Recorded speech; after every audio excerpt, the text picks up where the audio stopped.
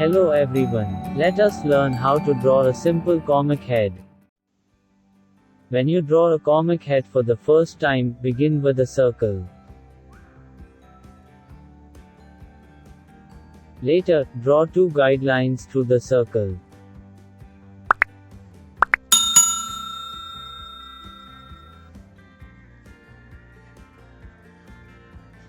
Draw the bridge of the node at the point where the two guidelines meet.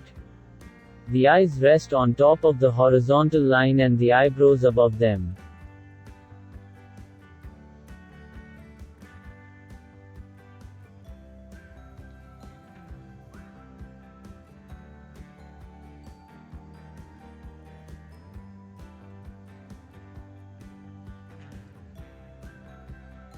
The ears are at the same level as the horizontal guideline.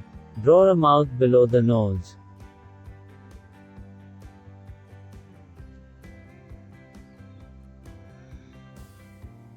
Now, erase your guidelines and fill in the details such as hair, dimple, creases or chin.